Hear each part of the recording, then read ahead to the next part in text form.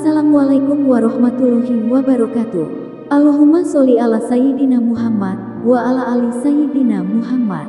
Pemirsa yang dirahmati Allah, marilah kita simak ceramah dari Buya Ar-Razi Hashim dengan tema keistimewaan yang didapat bagi ahli zikir. Sebelumnya marilah kita perbanyak sholawat minimal 1000 kali sehari, agar hidup kita penuh barokah dan mendapatkan syafaat kelak. Jangan lupa berikan dukungan kepada channel kami dengan memberikan super thanks seikhlasnya. Marilah kita doakan agar Buya Ar-Razi Hashim dan keluarga diberikan kesehatan dan kebahagiaan dunia dan akhirat. Amin ya robbal alamin. Kita masih berbicara tentang wirid. Apa itu wirid? Amalan yang diistiqomahkan. Kapan seseorang mempunyai wirid? Apabila dia sudah menjadikan satu amalan menjadi amalan wajibnya di luar yang wajib. Jadi dia mendisiplinkan untuk dirinya di luar yang sudah ada. Kalau 5 waktu kita sudah tahu. Tapi di luar itu dia melazimkan amal-amal yang tidak dianggap wajib oleh orang awam. Ya, maka disebut wirid. Maka wirid itu bisa berupa amal fisik seperti sholat. Sholat kebetulan di dalamnya ada juga kaul. Ya, ada juga yang amal maliyah. Jadi fisik, badani, fi'li, kauli, ada mali. Ada juga mal, pakai harta. Orang yang rutin setiap hari bersedekah itu jadi wirid. Atau setiap minggu berarti dia berwirid. Setiap bulan berarti dia berwirid. Ada yang menjadikan wiridnya umroh setiap tahun. Ada yang ulama kita menjadikan wiridnya setiap tahun haji. Apapun caranya dia pergi haji. Dulu ada imam-imam kita yang hajinya 60 kali. Umurnya 80. Berarti dari umur 20 sampai wafat dia selalu berhaji.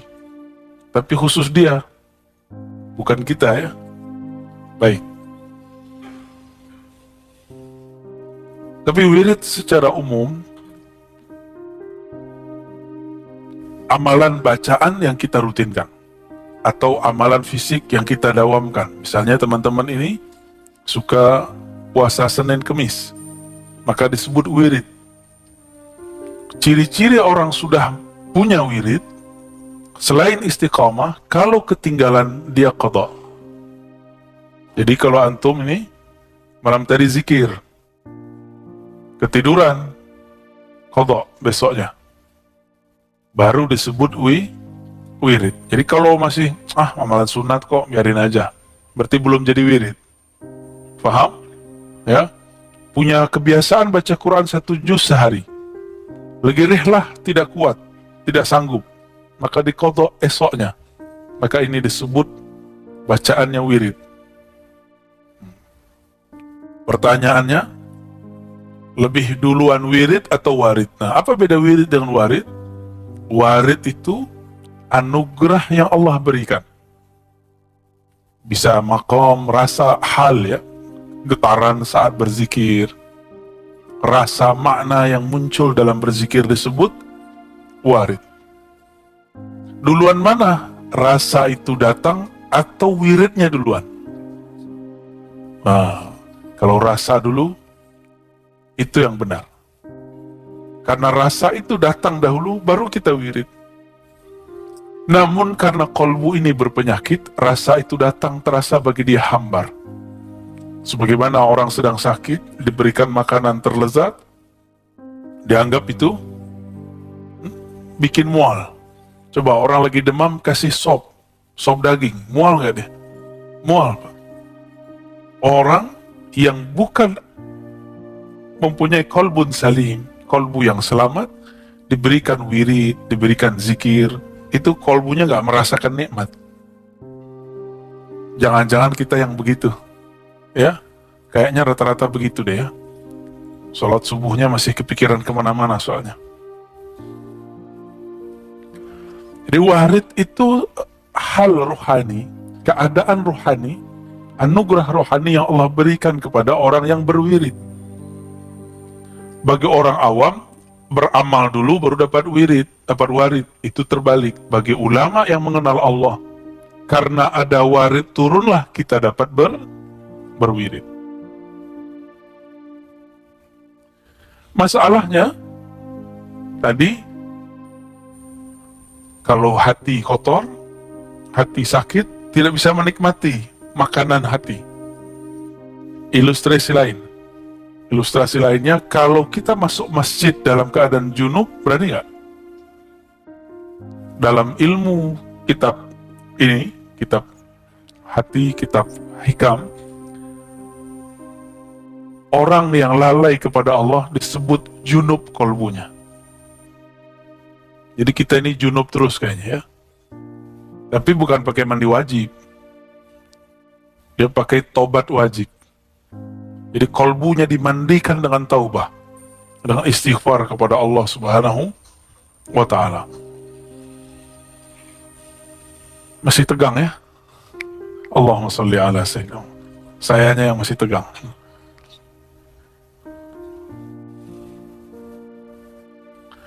Awrada alaika alwarida litasallamaka min yadil aghyar wa liharriraka min riqil athar. Awrada alaika, yang paling atas ya. Awrada alaika, Allah memberikan kepadamu warid. Satu warid supaya apa? Litasallamaka min yadil aghyar.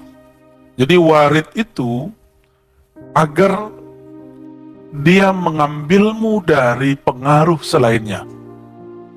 Jadi kita ini kadang-kadang zikir gak ada rasa. Tiba-tiba di saat hilang keinginan dapat rasa. Nah, jadi zikir gak boleh nafsu. Baca Quran gak boleh nafsu, Pak. Kalau zikir punya nafsu, pengen khusyuk, gak dapat khusyuknya. Ya. Zikir pengen usul, pengen sakti, gak sakti antum. Ya. Sama dengan ketemu guru, ketemu ustadz pakai nafsu, gak akan ketemu. Gak usah nafsu, ya. Segala sesuatu itu biasa-biasa aja. Jangan terburu-buru, jangan tergesa-gesa, jangan maksa-maksa. Jangan maksa Allah juga. Kalbu kita belum siap. Antum mau merasakan yang Nabi rasakan. Ntar keluar rumah, pohon ngomong. Berani nggak? Paling-paling besok gila. Ngomong-ngomong sendiri, ya, ngomong pohon. Gak sanggup kita. Maka Allah Subhanahu wa Ta'ala mengambilnya pelan-pelan. Ada orang yang diambil langsung. Yang diambil langsung, terjadilah apa yang disebut majzub. Tahu majzub?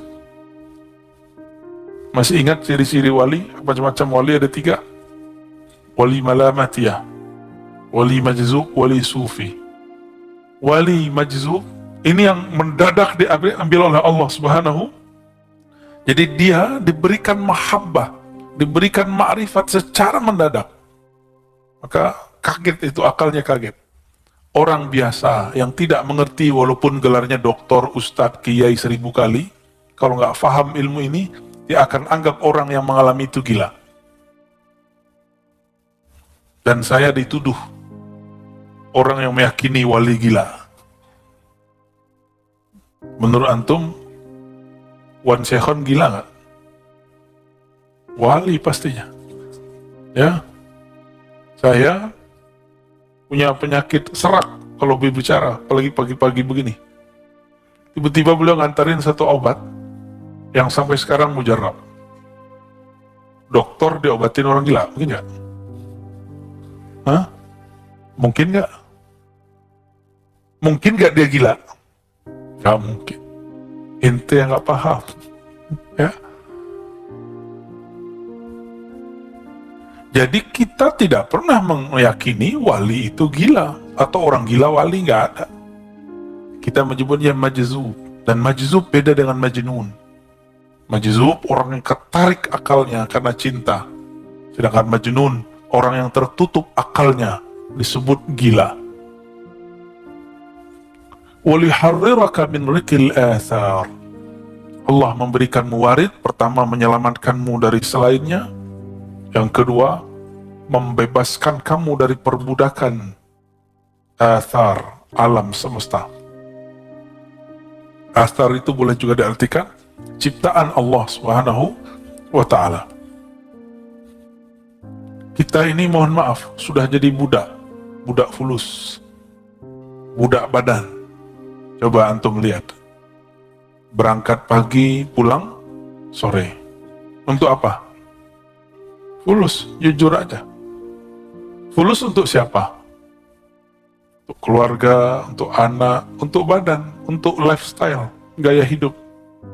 Berarti kita betul-betul jadi budak badan ini. Budak dari pasangan kita sendiri. Mau jadi budak. Ya, budak kalau di Malaysia anak-anak. Tapi perbudakan, paham perbudakan. وَلِيُحَرِّرَكَ مِنْ رِكِ الْآثَارِ. Allah berikan rasa supaya kamu tinggalkan perbudakanmu. Inilah yang membuat antum hadir pagi ini. Insya salah satu perbudakan badan tidur. Jadi tidur itu tanda kita tergadaikan oleh tubuh ini. Jadi pengennya jam segini ngapain? Tidur ya, sama Pak Sio pengen tidur. Tapi karena janji, gak boleh egois ya. Doakan saja saya selamat dan sehat selalu, dan teman-teman yang bersama ya. Kalau dihitung-hitung capek Pak. Ngajar itu capek, lelah, tapi ya. Kalau kita pikir lelah, kapan berjuangnya? Ya. Itu suara apa itu Bu? Ya, ditahan. Ya. Yang terganggu bukan saya, orang di depan saya ini, kekasih Bapak Ibu ini.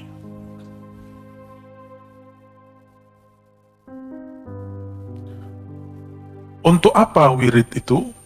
Untuk apa warid itu? Liyukhrijaka min sijni wujudika ila fada'i syuhudik. Jadi kita diberikan rasa dalam berzikir. Tujuannya ini. Liyukhrijaka, untuk mengeluarkan engkau min sijin. Sijin ini penjara. Di dalam inilah namanya ruh. Qalbu ini supaya dia bergerak masuk ke dalam fuad, dia harus pakai cahaya. Cahaya apa? Cahaya ma'rifatullah. Cahaya mengenal Allah Subhanahu wa ta'ala. Saya boleh sebut ini boleh kita sebut dengan, kalau ada smartphone, ini smart apa? Kolbu. Kalau smart kolbu, di dalamnya pasti ada memori, server, ada Play Store, apa kalau Apple itu apa? App Store. Ini juga ada kolbu store. Bukan store, Pak. Apa yang terjadi di sana? Allah menurunkan di dalamnya rahasia-rahasia, ilmu pengetahuan. Kenapa ilmunya para ustadz mentok? Ngaji itu yang diulang-ulang. Karena ilmunya terbatas pada yang tertulis atau yang didengar. Atau pada hafalannya. Kalau dia punya smart kolbu, aktif. Ada pulsanya, ada paketnya. Kan beda paket, beda hasil Pak. Ya, atau dia nggak punya, dia cuma punya jaringan wifi, maka dia aktifkan, dia dekat kepada sumber, maka dia bisa mendownload. Orang yang bisa merasakan inilah yang disebut laduni. Jadi paham laduni itu apa? Masuk, bisa dipahami. Jadi laduni itu nggak aneh-aneh Pak. Laduni itu bukan berarti kepala dikeplak-keplak terus masuk ilmu, tuh enggak. Ambil kitab terus gini, masukin, enggak begitu. Zikir 70.000 kali dapat laduni, enggak. Laduni itu bukan orang banyak zikir, orang banyak baca. Laduni itu ketika si kolbu tahu dari mana dia menggali.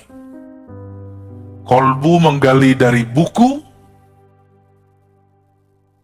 atau kolbu menggali dari lub dan sirnya. Kalau dia menggali dari lubnya, dia bisa memprediksi masa depan. Jika dia menggali dari sirnya, dia dapat membaca rahasia apa saja di alam semesta. Kalau pakai ruh, nggak ada batas, unlimited. Itulah rohani Rasulullah SAW. Jadi yang pakai ruh itu cuma Rasulullah. Para nabi paling sampai lub. Para nabi, Pak. Jadi 124.000 para nabi, itu paling tinggi cuma lub dan sir. Lub, sir, lub. Lubnya dan sirnya. Oh, ini ada satu sini lagi ya.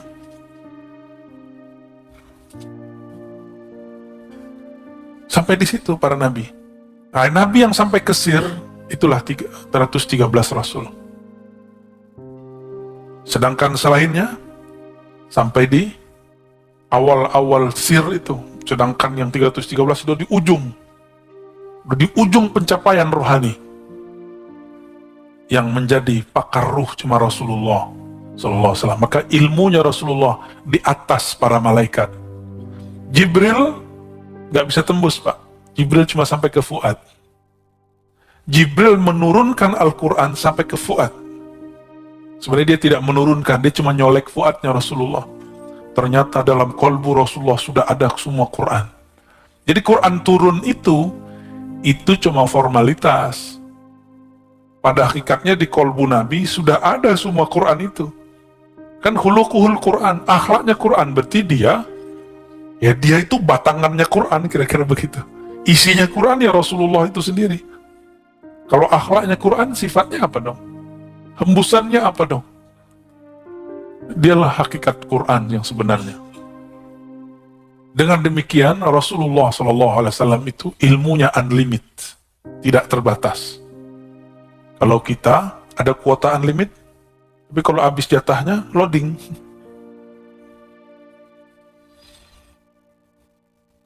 Smart kolbu inilah kolbunya para wali, kolbunya para nabi. Salatullah wassalamuhu alaihim. Gimana? Cukup? Beneran? Baru mau kodimah ini ya? Ya udah, ini tambah satu lagi hadiah buat antum ya. Jangan sholat syuruk ya. Orang lagi bagi-bagi asrar, dia malah sholat syuruk. Yang paling lucu, kawan kita sholat. Saya nggak tahu dia sholat sunat atau sholat wajib. Saya lagi bahas asrar. Dalam sholat, dia dengerin ceramah saya. Ya. Beramal jangan dengan nafsu ya. Beramal itu ya dengan makrifat itu kita beramal. Kita ini kan senang sibuk, tapi hasilnya dikit. Lagi ngapain sibuk? Gaji gitu-gitu aja. Sekarang ini orang udah rebahan, gaji jalan terus. Ya, kaum rebahan. An-nuru jundul qalb. Cahaya keilmuan itu, cahaya makrifat itu jundullah, tentara Allah. Jundul qalbi, tentara qalbu. Tentara butuh komando nggak? Butuh komando? Betul? Beneran? Maka ini kolbu harus dilatih mengomandoi nur. Butuh mursyid, syekh yang membimbing dia. Kalau enggak nanti, ketika ada cahaya yang tadi tidak terlihat, namanya kasyaf. Paham? Kalau sesuatu terlihat, kolbunya belum terlatih, nanti kolbunya akan tersesat pada kasyaf syaitan. Nah, kasyaf ini terbagi, ya, kasyaf, apa arti kasyaf? Terbukanya tabir gaib, kasyaf ya. terbukanya tabir gaib. Kasyaf ini ada kasyaf syaitani.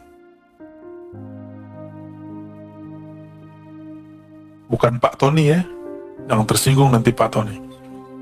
Ada kasyaf, udah banyak ini ya, malaki, malaikat. Kasyaf malaikat biasanya dengar zikir. Jadi antum nih kalau jalan, mungkin ada di antara kita nih, pas jalan keluar, dengar pohon zikir, itu namanya kasyaf malaki. Ya, atau seakan-akan terbawa ke alam lain, lalu melihat ada sekelompok komunitas di alam yang kita tidak tahu alamnya, mereka sholat, mereka zikir. Ya, itu namanya malaki. Asik Pak, alam-alam begini nih asik. Termasuk yang syaitoni ini asik. Bener asik. Terus ada kasyaf akli, akal kita.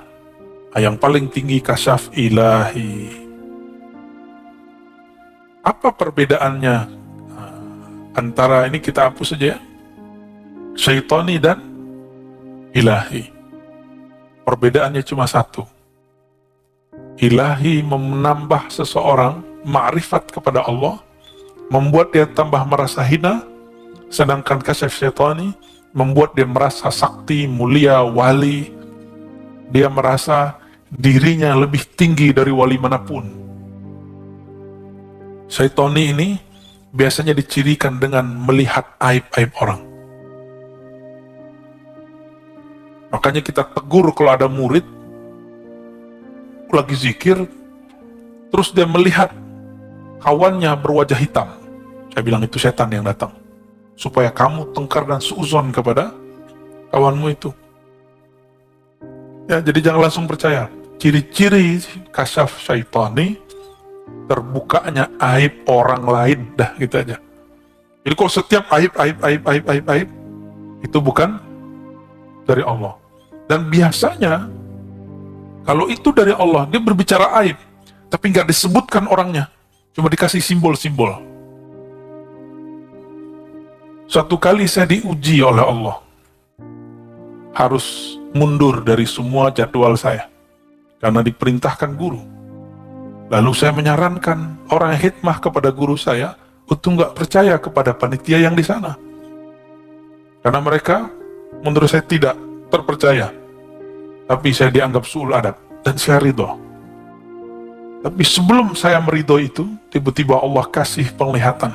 Lagi tadi, sebelum kayak kita datang ke masjid 15 menit sebelum azan, saya zikir 15 menit, tiba-tiba Allah tunjukkan. Habis lagi zikir nih, nggak tidur. Ada orang kayak santri cium tangan guru saya, tapi lidahnya seperti ular. Tapi orang ini nggak kelihatan wajahnya siapa. Nah, ini berarti dari Allah. Karena saya tidak kemudian bersuuzon kepada siapapun. Cuma kemudian mencari-cari ini siapa.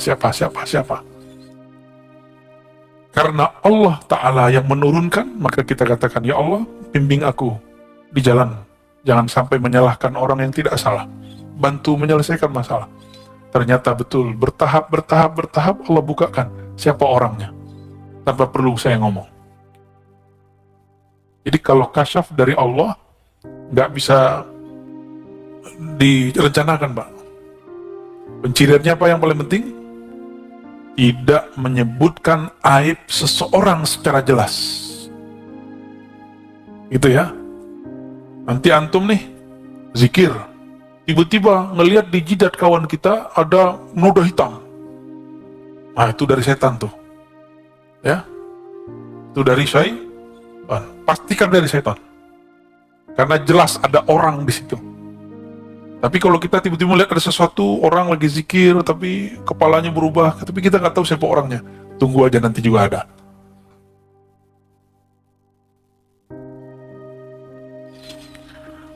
Cahaya itu tentara kolbu. Kama anna zulmata jundun nafs. Sebagaimana kegelapan adalah tentara jiwa, diri, nafsu. Berarti ada dua tentara ya. Tentara dalam bab ini itu persis seperti tentara dalam pemahaman militer. Dia punya serangan.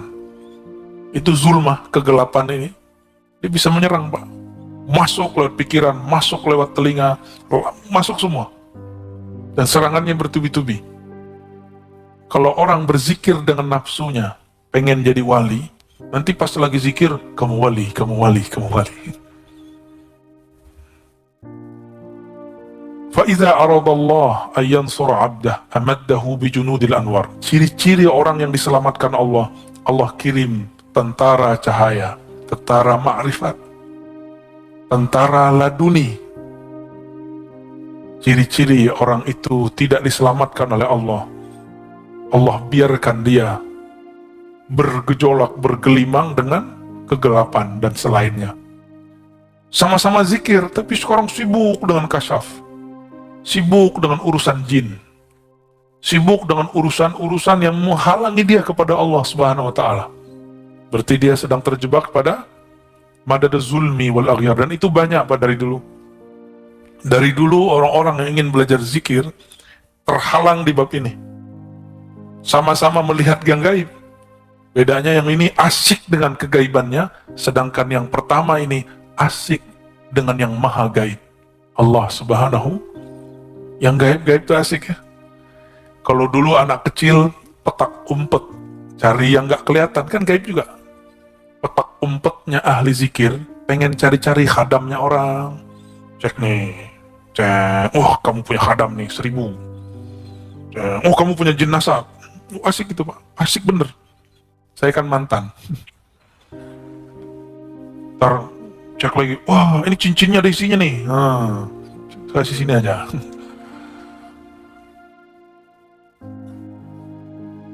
Maka kalau Bapak Ibu nih simpan benda-benda yang diisi-isi,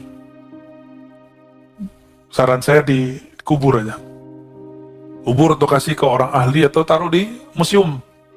Ya, keris diisi, itu ganggu Pak nanti. Ganggu zikir. Jimat udah, buang tuh jimat ya, bakar. Ya. Kalau ada kalimah Allah bakar. Kalau cuma benda-benda udah taruh aja.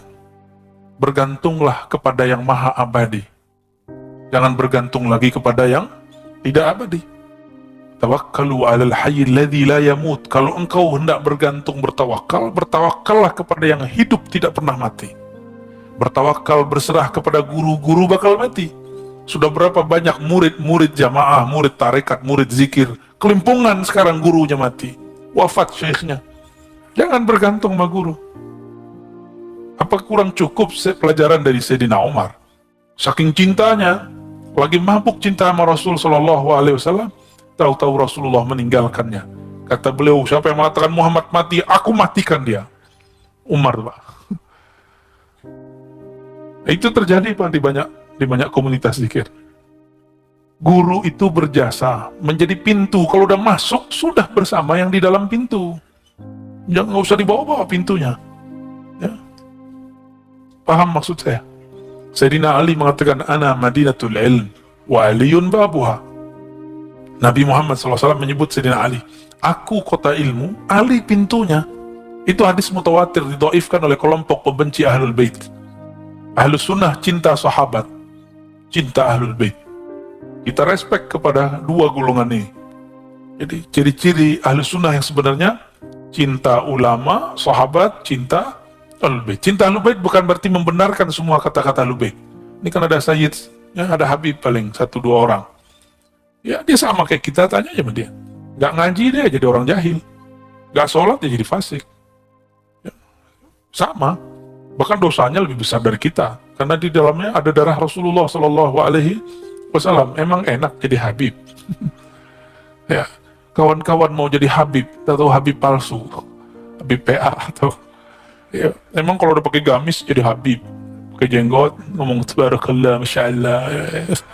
Nggak jadi Habib. Habib itu nasab dari Rasulullah SAW, dan itu anugerah. Karena ada satu prestasi di alam sana dulu dia buat oleh ruhnya, maka dilahirkan sebagai Habib. Habib aja kadang nggak tahu Pak prestasi dia. Apa yang dia buat dulu di sana.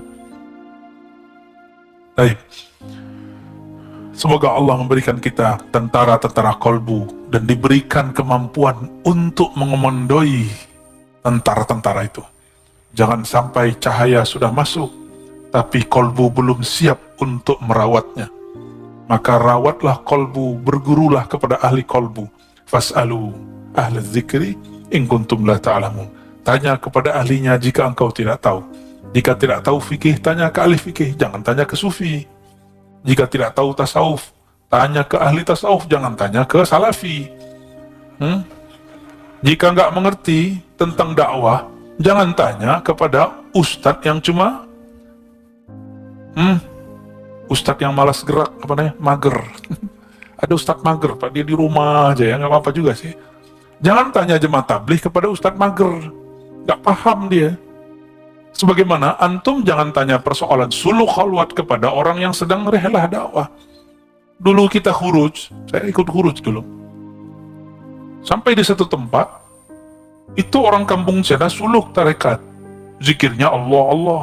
Setahu saya, dalam khuruj ada bab tidak boleh membicarakan atau menyalahkan khilafiyah.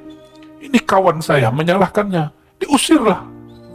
Untung ada saya, sudah pernah bersuluk 40 hari. Kita cut dari bisa yang urus. Akhirnya, jadi bersahabatlah kita sama orang yang tadi disalah-salahkan itu. Malah dia baca-baca isi hati saya. Dia kira saya nggak bisa baca juga. Taib, alhamdulillahi rabbil alamin. Ngebul ya. Semoga Allah kirim tentara kolbu, bukan tentara nafsu. Dekati ahlinya, jangan jauh dari mereka, amalkan ilmunya. Insya Allah tentara kolbunya dapat dikendalikan ya. Kemarin saya ketemu dengan ketua rutan di pelosok negeri, di perbatasan Kalimantan Barat dengan Malaysia. Bapaknya baik sekali. Kita disambut benar-benar baik. Sebelum saya keluar, selesai kita ngisi kajian untuk para napi, nggak tahu napi namanya. Tiba-tiba ketua lapasnya, ketua rutannya ngomong, Ustadz, doakan saya pindah segera. Waktu kajian saya ngomong, semua kita ini terpenjara. Saya tunjuk dia, ini dia terpenjara, ini terpenjara semua. Bedanya, yang lagi ditahan dengan fisiknya. Yang sedang bekerja, dia tahanan pekerjaannya. Tahanan daripada tuannya, atasannya. Benar gak? Suami istri, kalau tidak kenal Allah, tidak cinta Allah dan Rasulnya, menjadi tahanan rumahnya. Coba lihat suami-suami ngomongnya apa? Takut sama istri. Padahal yang benar hormat kepada istri, dua hal yang berbeda. Menghargai istri itu beda sekali. Banyaklah kiai-kiai takut sama istri ya. Kalau kiai sudah takut sama istri, gimana nasib jamaahnya? Kalau kiai sudah takut dengan yang di rumahnya, bagaimana dia berjuang melawan musuh di luar sana? Yang di rumah bukan untuk ditakuti, tapi dicintai dan dihargai, udah sederhana. Dan mereka harus jalannya bersama Allah. Maka bahtera rumah tangga yang bukan karena Allah, bubar aja. Ya, untuk apa dipertahankan? Antum akan menjadi budak selama-lamanya. Jadi kalau nggak betul-betul sejalan kepada Allah, nggak usah dipertahankan. Satu mau kemana, satu mau kemana. Tapi saya yakin, orang yang jatuh cinta, jika berbicara dengan cinta, dia mudah dibawa kepada Allah Subhanahu wa Ta'ala. Maka di rumah jangan keras-keras Pak ya. Mentang-mentang udah ngaji hikam terus kamu harus berwirid. Jangan begitu, biasa aja. Ya. Dalam ilmu keruhanian, kita tidak boleh memaksa seseorang yang di luar dirinya. Maka wiridnya murid seorang santri itu ngaji. Kalau muridnya seorang pegawai, maka dia dikasih wirid doa berangkat dan doa pulang, tapi disisipkan di tengahnya. wirid kamu yang hakiki adalah bekerja dengan jujur dan amanah. Itu wirid paling tinggi bagi orang bekerja. Bagi pemimpin-pemimpin, itu wiridnya adalah amal, amanah dan adil. Kalau wirid saya, ngajar dengan ikhlas. Ikhlas itu yang berat, Pak. Ngajarnya gampang. Tapi kalau sudah ikhlas, tidak ada lagi yang berat. Kenapa ikhlas itu berat? Karena pakai akal, diakal-akali. Tapi kalau sudah dengan rohani, maka tiada hambatan. Bapak Ibu ini kan sudah bekerja, itu dengan hatinya. Maka tahu-tahu sudah 10 tahun bekerja ya. Tahu-tahu udah 15 tahun bekerja. Tahu-tahu udah beruban, tahu-tahu udah jadi kakek nenek. Bener. Saking cintanya sama pekerjaan, lupa. Saya mau tanya, Bapak sudah nikah berapa tahun? Iya. Coba dikenang awal nikah, Pak. Langsung teringat? Sebentar nggak? Sebentar, berarti Bapak cinta sama istri. Ya, alhamdulillah. Ente udah hamil. Anak berapa? Rasanya berapa tahun? Ya, rasanya nikah udah berapa lama? Bentar. Berarti dia cinta sama bininya kan? Bapak buka tuh bajunya ada tatonya tuh. Ini galak-galak begitu ternyata hatinya lembut ya. Dan kadang yang keras itu orang berserban kayak berkopiah kayak saya nih. Dia kan berserbannya belakangan ya. Kadang-kadang orang beragama, taat itu lebih keras, lebih kaku daripada orang-orang yang tubuhnya sudah bermaksiat, sudah bertato. Lebih gampang tersentuh kadang. Karena orang taat nih, sok taat. Kalau sudah ada sok sedikit, susah masuk ilmu. Allah berikan warid, rasa nikmat berzikir, kecanduan ngaji, itu warid. Antum merasa nikmat ngaji, ada lapang rasa dalam pikiran, itu warid paling mahal. Lebih gede daripada wirid 70.000 kali zikir. Lebih gede daripada sholat 1000 rakaat. Lah kok tiba-tiba ada jamaah, saat syuruk dia sholat dulu, ustadznya lagi ngomong. Berarti dia nggak dapat warid lagi ngaji. Dia beramal pakai nafsu. Pengen dapat amalan, pahalanya, umroh dan haji gratis. Ya, padahal ngaji lebih utama daripada itu. Antum belajar satu bab, ini udah 2 bab nih. Itu sama dengan 1000 rakaat. Syuruk cuma 2 rakaat. Tuh, cerdas nggak orang begitu? Tapi di banyak masjid saya melihat begitu. Karena umat diajarkan mengejar pahala, bukan mengejar ma'rifat, bukan mengejar ilmu. Umat diajarkan mengejar benefit, keuntungan. Kalau kamu begini, kamu dapat ini, kamu begini, dapat ini. Ilmu begitu, tambah akhir zaman, tambah ditinggal orang. Ya, maka para asatis, para ustadz, kita cerita motivasi dengan pahala seperlunya. Mulai cerdaskan umat. Jangan perbodoh umat dengan benefit pahala. Itu anak kecil begitu. Anak kita dulu atau kita dulu waktu kecil diiming-iming orang tua. Kalau kamu sholat 5 waktu, Bapak belikan sepeda. Kalau kamu puasa 30 hari, dibawa jalan-jalan ke Bali. Gitu. Kan salah itu ya. Tapi untuk anak kecil boleh. Untuk anak kecil boleh. Saya pernah cerita, saya bilang ke anak saya, nanti kalau kamu puasanya benar, beliin laptop. Sekali kita ketiduran. Masya Allah, yaf'al. Kita ketiduran. Dia nangis. Dia nangisnya apa? Gak bisa beli laptop. Gak jadi beli laptop. Abi gak jadi beli laptop. Bangun jam 6 semua. Sok-sok tahajud malam tadi. Lewat, bablas. Itu anak nangis bukan karena puasanya tidak lengkap. Bukan karena dia tidak sahur. Tapi karena dia berpikir, tujuan dia tadi apa? Laptop. Jadian, Pak. Mau begitu? Ya, Allah sudah tunjukkan. Sekarang ini, orang-orang yang mengajarkan iming-imingan begitu, itu banyak masalah. Ya, pasti banyak masalah. Kita doakan mereka, para asatis yang mengajarkan itu. Semoga Allah angkat lagi derajatnya ke derajat yang di atas itu. biar dia tidak selama-lamanya membodoh-bodohi umat. Ya, mohon maaf, ini bahasa yang lumayan kasar. Mungkin sampai kapan ya? Ustaz, antum kajiannya berat sekali. Berat apaan? Antum aja bisa menikmati ya? Berat tapi jelas nggak apa-apa daripada udah ringan menyesatkan.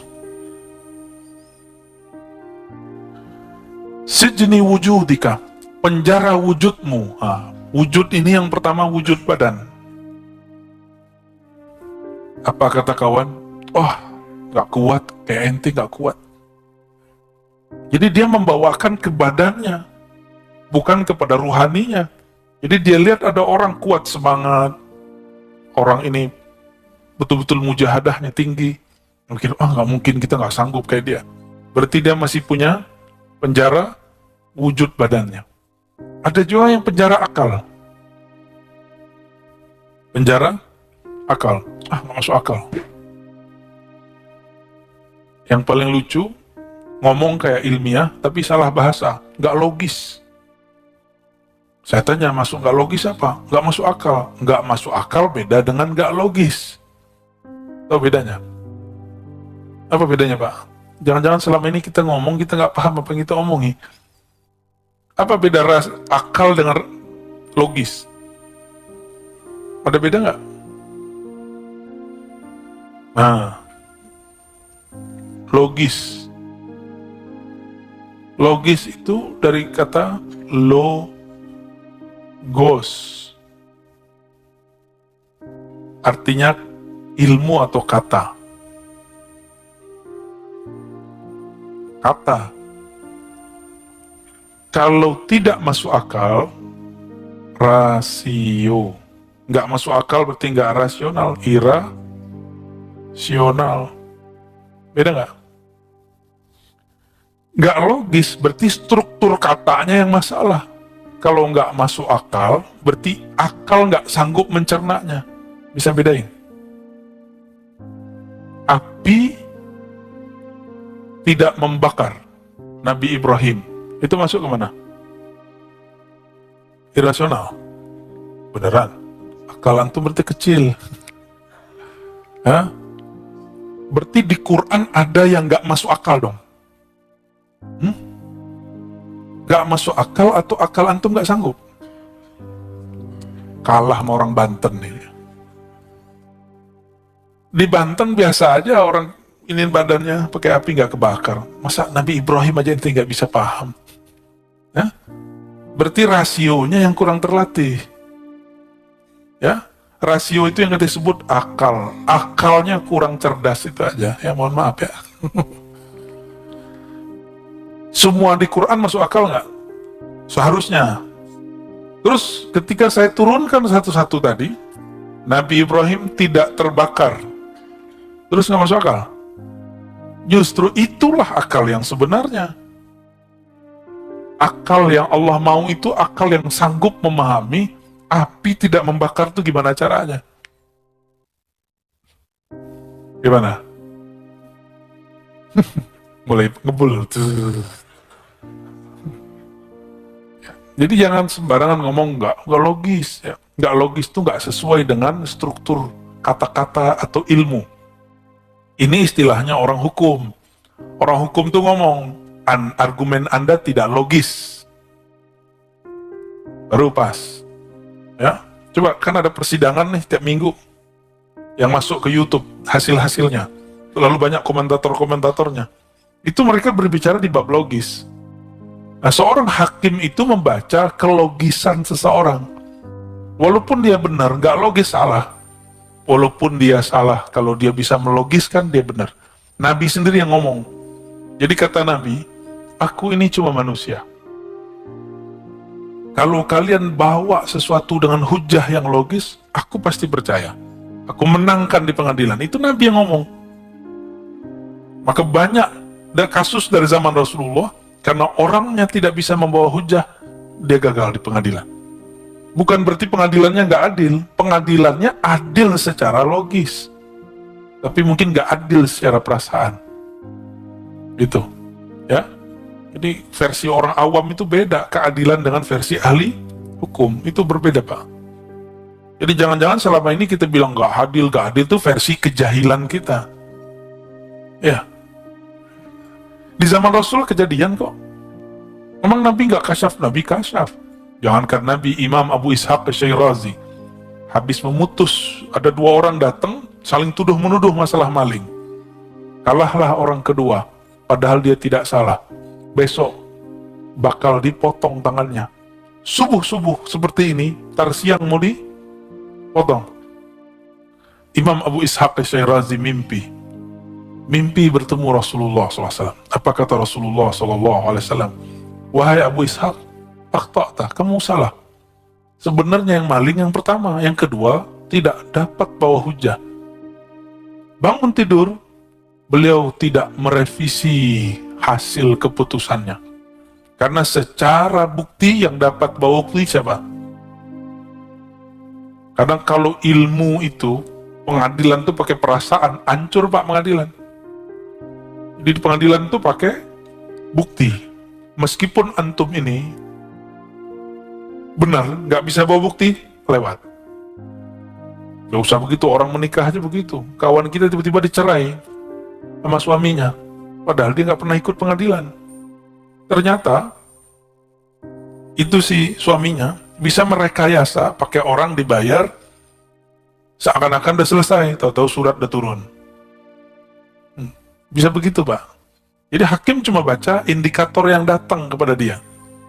Tapi kan orang komentar sekarang di luar ilmunya, seakan-akan dia menguasai semua ilmu. Jadi beda logis dengan masuk akal, beda ya.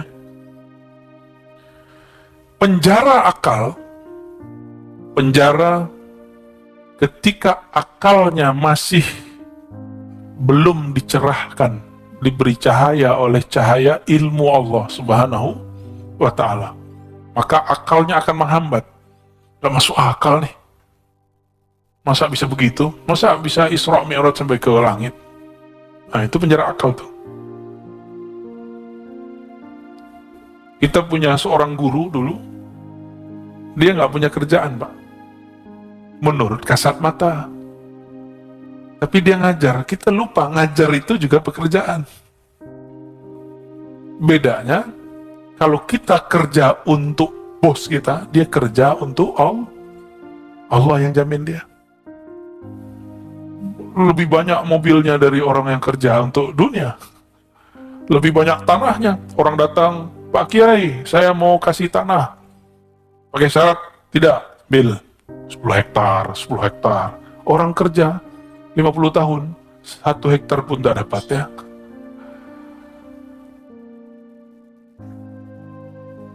Gimana? Masuk akal nggak? Masuk. Berarti akalnya sudah mulai oke ya. Udah mulai connect. Ketemu dengan orang mati, mungkin ya? Orang mati itu yang mati apanya? Oke. Antum udah cerdas. Terus, yang masih hidup apa? Ruhnya. Maka kalau saya mau ketemu dengan ruh orang mati, tubuh ini harus dianggap mati, dikondisikan mati. Baru ruhnya bisa ketemu dengan ruh orang mati. Itulah yang terjadi pada baginda Rasul SAW. Ketika beliau mengatakan, Ra'aitu Musa yusolli fi qabri. Aku melihat Sayyidina Isa sholat di dalam kuburnya. Bukan di atas kubur, tapi di dalam kubur. Lebih canggih lagi tuh. Beliau ketika sampai di Al-Masjid Al-Maqdis, Baitul Maqdis, melihat 124.000 para nabi dan rasul sholat di belakangnya. Itulah, ini asrar, rahasia, bahwa semua para nabi kemudian menjadi umat Nabi Muhammad SAW. Jadi makmumnya beliau semua. Maka wajar beliau mengatakan, itu Nabi Ibrahim pun butuh syafaatku baru bisa masuk surga. Apalagi kalian, ya, sok-sokan baru tahajud berapa tahun, ya. Baru ngaji sunnah bid'ah kemarin sore, udah bisa ngancem-ngancem ustadz, ya. Saya bersaksi di akhirat, Anda ini sesat. Emang ente sempat jadi saksi? Berarti dia nggak mengenal akhir zaman akhirat. Jadi ada namanya al-ilmu bi akhir zaman atau bil akhirah. Ilmu mengenai akhir zaman dan akhirat. Bahwa di akhirat itu nanti orang nggak akan sempat memikirkan orang lain. Hanya Rasulullah lah yang sempat memikirkan selain dirinya dan pewaris Rasulullah Sallallahu Alaihi Wasallam. Orang yang di dunia ini memikirkan umat, nanti dia di sana akan dekat dengan Rasulullah Sallallahu Alaihi Wasallam. Tapi orang yang sekarang di dunia ini, dia memikirkan dirinya sendiri, dia jauh dari Rasulullah Sallallahu Alaihi Wasallam. Dari penjara wujudmu kepada fadha'i syuhudik, kepada limpahan penyaksian kepada Allah atau ranah menyaksikan Allah Subhanahu wa Ta'ala. Itu tadi. Kalau Bapak bisa masuk akal nggak? Kiai di kampung digaji 200.000 sebulan dari pesantren, tapi bisa berangkat umroh haji lebih sering dari Bapak ini. Tiba-tiba mobilnya ganti terus. Gajinya 200.000 sebulan. Seperti yang saya katakan tadi, tanahnya tambah terus. Orang nitip, orang ngasih. Bisa begitu. Gajinya cuma 200, tapi karena dia kerja untuk Allah, bukan untuk tuannya, maka Allah Subhanahu wa Ta'ala kayakan dia. Yang tadinya, kalau coba pikirin Mbak, kerja 24 jam, jadi kiai kan kerja 24 jam. Baru mau tidur, tiba-tiba gedor-gedor. Pak Kiai, sakarat, tolong ditalkin. Mau tidur, udah lama gak ketemu istrinya, baru senang-senang dengan istrinya, tiba-tiba gedor-gedor lagi. Pak Ustadz, ada yang kesurupan. Wah, Ustadznya dukun kali ya. Akhirnya dipegang, datanglah ke sana. Selesai, dikasih amplop TKS. Terima kasih Ustadz. Gak dikasih apa-apa. Tapi si Ustadz bekerja untuk Allah. Allah yang jamin dia. Percaya bahwa keberkahan bukan pada angka-angka. Keberkahan ada karena orang memandang Allah Subhanahu wa Ta'ala. Ya. Saya kalau pikir-pikir di pesantren atau di kampus ngajar, malas kita Pak. Tapi kita pikirkan keberkahan, Masya Allah. Ya, ada aja. Dan keberkahan itu milik mutlak Allah Subhanahu wa Ta'ala, dan dia bisa kirim lewat benda apa saja, di saat kapan saja. Gimana? Yakin anaknya mau jadi kader, jadi kiai? Gaji 200.000 sebulan. Baik. Jadi untuk apa wirid? Warid itu memerdekakan kamu dari perbudakan selain Allah Subhanahu wa Ta'ala. Sebenarnya di kolbu ini ada penjara. Sebelum masuk ke dalam kolbu ada penjara, namanya penjara cahaya. Jadi orang kalau masuk ke situ, dia sudah merdeka dari yang sebelumnya, tapi masuk ke penjara baru. Ini ada teksnya di sini ya. Al-anwar matayal qulubi wal asrar. Al-anwar, apa arti anwar? Cahaya. Ada namanya anwar? Ada ya?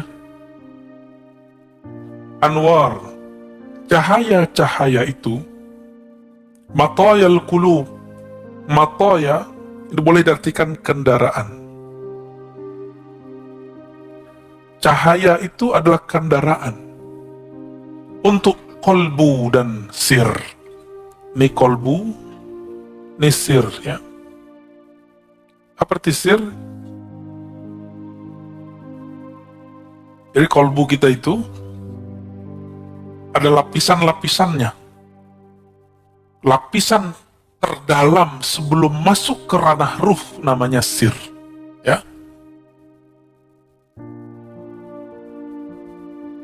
Ini kalau kita buat, ini anggaplah sumur. Ini sumur kolbu.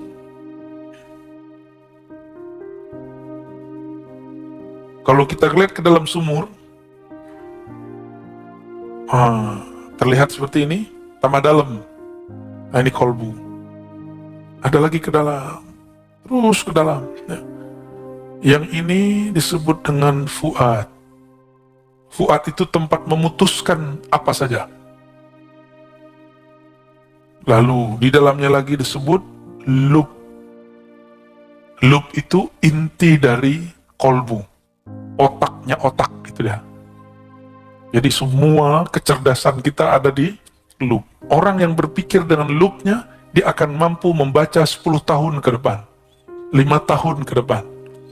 Ini kawan-kawan saya, sebelum pandemi, sebelum ada demam online, dia sudah belajar online dan diejek banyak orang. Tapi dia berpikir tenang dengan lubnya. Dagang sama, yang berbeda cara dagangnya. Benar nggak? Dulu dagang nggak?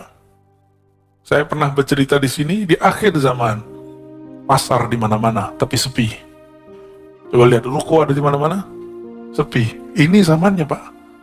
Dulu saya pikirkan, pasar sepi, nggak ada transaksi. Ternyata Nabi hanya sanggup membahasakan ke masyarakat Arab saat itu, akhir zaman, pasar-pasar luas di mana-mana tapi sepi. Maksudnya orang cukup pakai handphone, smartphone. Itu zaman Nabi Yusuf aja nggak ada itu, Pak. Nabi Sulaiman bisa terbang kemana-mana. Itu iri dengan zaman ini. Kalau perlu dia hidup jadi umat Nabi Muhammad SAW. Ya, gimana? Mau jadi umat terdahulu? Saya nggak mau, Pak. Saya bangga jadi umat akhir zaman. Alhamdulillahirabbil alamin. Imam Abu Hanifah berfatwa banyak hal, dan itu berlakunya baru sekarang. Zakat fitrah boleh dengan yang senilai, boleh dengan fulus, boleh dengan yang senilai. Misalnya, kita pakai pencet-pencet jadi nggak? Ya, mohon maaf nih para kiai yang sangat setia dengan mazhabnya, mazhab jadulnya. Saya ini juga bermazhab Syafi'i, tapi Syafi'i usuli, bukan Syafi'i furu'i. Syafi'i manhaj, bukan Syafi'i qauli. Apa bedanya? Syafi'i manhaji, kita meminjam manhajnya Imam Syafi'i, kita pakai. Bisa jadi beda hasil qaulnya. Kita ambil teorinya, tapi beda datanya. Data beliau kan zaman dulu, data kita sekarang beda. Teorinya boleh sama. Apa nanti perbedaannya? Coba lihat, ribet nggak? Mohon maaf ya. Kita datang ke kiai, ke ustadz atau panitia zakat, beli beras. Beli beras, Pak Kiai, Pak Ustadz, saya mau zakat, belilah. Terus serahin lagi, saya mau zakat. Ribet nggak? Hari begini masih begitu. Itu beras paling 2 cuma 3, diputar-putar. Intinya pakai duit toh. Tapi begitulah ulama ahli fikih menjaga keorisinalitas pemikiran mereka. Cuma saya nggak sepakat kalau harus saklek. Sekarang zaman orang lagi di mobil, lagi di pesawat, di mana bisa becet-becet jadi. Lalu kenapa kita harus mempersulit? Maka jika ada waktu, lakukan itu. Lakukan, anterin beras. Jika tidak ada waktu, kita ambil yang baru ini. Jadi nggak boleh saklek juga, nggak boleh juga menghina yang lama. Ya, yang lama kita pertahankan jika memungkinkan. Jika tidak, kita terima yang baru.